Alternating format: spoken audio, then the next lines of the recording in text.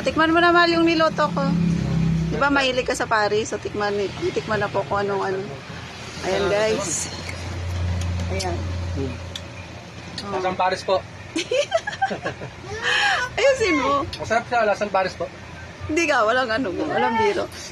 Sa ano, rate na 1 to 10. Mga ilang porsyento? Ilang percent? Sa, di ba mahilig ka talaga sa Paris? Halos lahat na ng, ng Paris. Naman po lasa ng Paris. Natikman mo na, so, ano, pwede na ba ako magtinda ng Paris? Hindi pa. Ba yan? Practice pa, practice. Pero masarap naman siya, lasang Paris. Pero, Lasang Paris. Ano? masarap siya.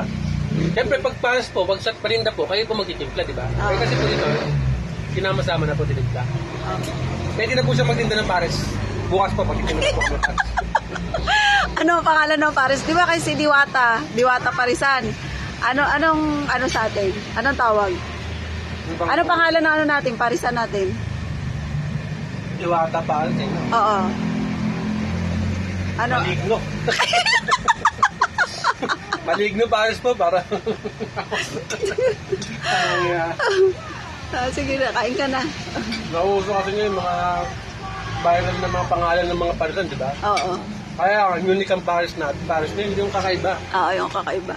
Kaya, wag na yung maligno kasi pangit na yun eh, di ba? O Diwata, may Diwata na.